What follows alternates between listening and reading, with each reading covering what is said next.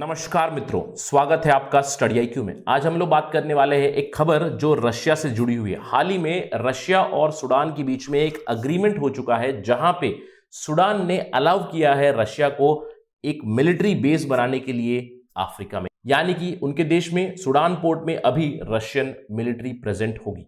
और ये डेवलपमेंट बहुत ज्यादा जरूरी है क्योंकि अगर हम लोग रशिया की बात करें तो यहां पे एक बहुत इंपॉर्टेंट बेस बन जाएगा अफ्रीकन कॉन्टिनेंट में रशिया के लिए। तो इस वीडियो में हम लोग देखेंगे कि कहां ये बेस बन रहा है, क्या है इस अग्रीमेंट जो सूडान और रशिया के बीच हुई है उसकी डिटेल्स और इसका एक इंपैक्ट क्या हो सकता है। हम लोग डिस्कशन एंड करेंगे एक सवाल के साथ, बहुत ही महत्वपूर्ण सवाल है। तो चलिए शुरू करते हैं हमारी analysis. But before that, I am your friend Rahul Saigaonkar. अगर आप मुझे फॉलो करना चाहते हैं, you can follow me on the ID Rahul Sai 222। अगर आप कोई डाउट है, कोई सवाल है, आप मुझसे कनेक्ट करना चाहते हैं, you can directly message me on Instagram. इसके अलावा स्टडी आईक्यू आपके लिए स्मार्ट कोर्स लाया है यूपीएससी 2021 के लिए। For more information download the app from Google Play Store and do not forget to hit the bell icon and subscribe to Study IQ. खबर मैंने आपको बता दी है कि रशिया ने एक डील साइन की है सूडान के साथ। सूडान एक अफ्रीकन नेशन है, याद रखना है कॉम्पिटिटिव एग्जाम पर्सपेक्टिव से सूडान है ये, not South Sudan. South Sudan is a different country. It has sign deal with Sudan. Sudan की कैपिटल सिटी है खार्तूम। इनके साथ एक डील साइन की है जहां पे रशिया की फोर्सेस अभी प्रेजेंट रहेंगी पोर्ट सूडान पे। चलिए पहले लोकेशन की बात करते हैं। अफ्रीकन कॉन्टिनेंट में आप यहां से जूम इन करके सूडान पे देखोगे, सूडान के ईस्टर्न साइड पे आप देख सकते हो पोर्ट सूडान। और ये स्ट्रेटेजिक क्यों बनता है, रेड सी के पास है पोर्ट सूडान में। अभी हम लोग एक्सपेक्ट कर सकते हैं रशियन पर्सोनेल। तो चलिए डिटेल्स देखते हैं क्या एग्जैक्टली इस डील में लिखा गया है, क्या प्रोविजंस है इस अग्रीमेंट की। अगर हम लोग डिटेल्स की बात करें, इस अग्रीमेंट के तहत अभी Russian navy is going to have access to Port Sudan. कितने सालों के लिए? 25 सालों के लिए। और साथ ही साथ 25 साल होने के बाद हर दशक के लिए इसको रिन्यू किया जा सकता है। और इस अग्रीमेंट के तहत 4 रशिया के नेवल वेसल्स इस पोर्ट पर रह सकते हैं। याद रखिएगा न्यूक्लियर पावर्ड वेसल्स भी यहां पे रह सकते हैं। तो इसीलिए स्ट्रेटेजिकली, मिलिटरीली, जियोपॉलिटिकली ये बहुत ज्यादा जरूरी डेवलपमेंट है रशिया के लिए।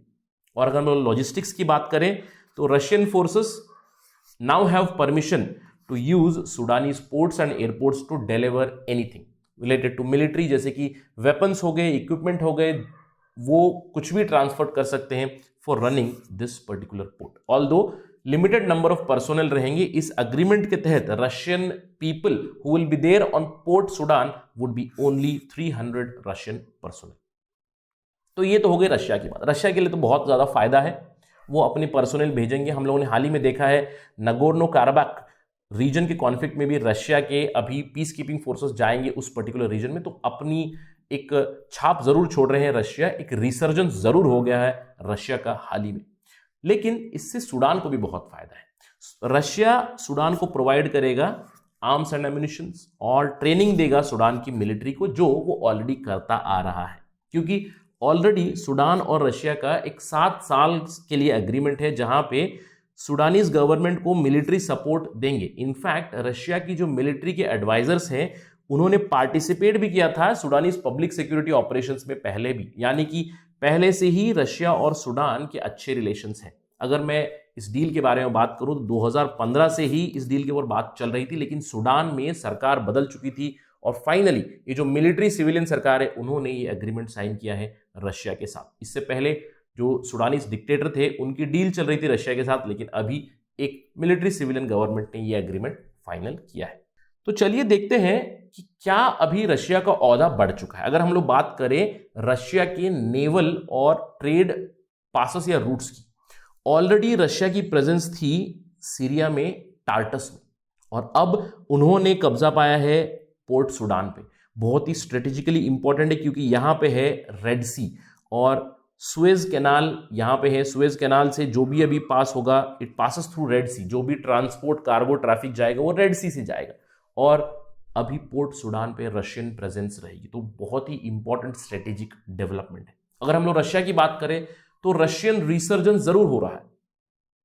यूएसएसआर के डिसइंटीग्रेट होने के बाद 1991 के बाद हम लोग देख रहे हैं कि Russia is trying to rebuild again and now they have they have plan of building a naval base in Sudan, ये तो न्यूज है, लेकिन इससे पहले भी उन्होंने काफी ज्यादा प्रेजेंस रखी है अपनी। देखिए सूडान में तो अभी आ गए हैं, सीरिया में ऑलरेडी थे, जो भी डिफरेंट स्टांस है और रशिया के इर्द गिर्द वाले कंट्रीज है ऑलरेडी वहां पे उनके मिलिट्री एस्टैब्लिशमेंट्स है। जैसे बेलारूस में है, मोल्डोवा में है, जॉर्जिया में है, सीरिया की बात हम लोग कर चुके हैं, और जो सेंट्रल एशियन रिपब्लिक्स है जैसे कि अजरबैजान, कजाकिस्तान, किर्गिस्तान, तजिकिस्तान और आर्मीनिया, इन सब जगहों पे रशिया का मिलिट्री बेस या कोई ना कोई मिलिट्री प्रेजेंस जरूर है। तो बहुत ही इंपॉर्टेंट डेवलपमेंट है। ये सब क्या याद दिलाता है हमें? ये सब याद दिलाता है हमें यूएसएसआर टाइम की, राइट? अगर हम लोग यूएसएसआर के बारे में देखें, सोवियत रिपब्लिक के बारे में देखें, उनके मिलिट्री बेसिस सारे विश्व में फैले हुए थे। और मैं चाहता हूं कि व्यूअर्स इस पर्टिकुलर एरिया में फोकस करें, क्योंकि हम लोग अफ्रीका की बातें कर रहे हैं। अभी यहां पे सूडान में हम लोगों ने देखा कि पोर्ट सूडान में रशिया बिल्ड कर रहा है नेवल बेस, लेकिन पहले की अगर हम लोग बात करें तो उनकी प्रेजेंस ऑलरेडी सोमालिया में थी, बहुत सारे कंट्रीज में थी। आप देख सकते हो यहाँ पे Angola, Libya, Ethiopia, Somalia, Syria, Yemen, बहुत सारे कंट्रीज में प्रेजेंस थी। लेकिन डिसइंटीग्रेशन होने के बाद यहां से मिलिट्री बेसिस हट गए थे। तो अभी रशिया धीरे धीरे फिर से ग्राउंड गेन कर रहा है इन टर्म्स ऑफ दिस। साथ ही साथ अगर हम लोग अफ्रीका की बात करें, देखिए अफ्रीका में ये जो आप अफ्रीका का मैप देख रहे हो, इस मैप में आपको दिखेगा कि बहुत सारे कंट्रीज इन्वॉल्व है। इनफैक्ट अगर हम लोग देखें कि 11 मिलिट्री के बेसिस है केवल हॉर्न ऑफ अफ्रीका में यहां पे, और पूरे अफ्रीका में देखें तो 13 कंट्रीज का नॉन प्रेजेंस है अफ्रीका में। यूएस के खुद के ही बहुत ज्यादा आउटपोस्ट है in entire African region. So now Russian involvement is going to further complicate the matters. देखिए क्या हो रहा है, सारे के सारे फॉरेन कंट्रीज है including India, India is no exceptions, everybody is in a competition कि वो अफ्रीका में अपने मिलिट्री बेसिस सेटअप करे। तो अभी तक 13 फॉरेन पावर्स है जिनकी ऑलरेडी सब्सटैंशियल मिलिट्री प्रेजेंस है। तो इसके ऊपर एक सवाल जरूर उठ जाता है। पहला सवाल तो ये है रिसर्जेंस ऑफ रशिया के ऊपर। रशिया अग्रेसिव बन चुका है, बहुत ज्यादा असर्टिव बन चुका है। जब से उन्होंने क्रीमिया ऑक्युपाई किया है, हम लोगों ने देखा है कि they have become more and more aggressive and they are willing to take on US head on. तो क्या एक सवाल जरूर उठ जाता है, क्या एक नया कोल्ड वॉर शुरू हो रहा है? क्या अफ्रीका एक थिएटर बन चुका है थर्ड वर्ल्ड वॉर के लिए? सवाल जरूर उठ जाता है। या फिर some sort of cold war, third world war एक बहुत ही फार फेचड आइडिया हो जाएगी, but it can not be rejected all together. फिर भी कोल्ड वॉर 2.0 के बारे में तो बातें जरूर हो सकती है। क्या अफ्रीका एक नया ग्राउंड है जहां पे प्रॉक्सी वॉर होंगे, कोल्ड वॉर टाइप की सिचुएशन डेवलप हो जाएगी, जहां पे एक तरफ है यूनाइटेड स्टेट्स और उनके एलाइज और दूसरी तरफ है रशिया, या फिर हम लोग इनका एलाई भी बता सकते हैं चाइना को, क्योंकि चाइना और रशिया के भी क्लोजनेस काफी बढ़ चुकी है पिछले 4 से 5 सालों में। हम लोगों ने देखा है कि चाइना और रशिया ने $400 बिलियन का एक गैस डील साइन किया। तो इकोनॉमिकली तो कनेक्ट हो ही चुके हैं, स्ट्रेटेजिकली भी एक अलाइनमेंट जरूर हो रहा है। So do let me know, are we heading towards a Cold War 2.0 in Africa, or probably a World War 3 also, where Africa is indeed becoming a theater. That's it from my side. Thank you for watching. Jai Hind.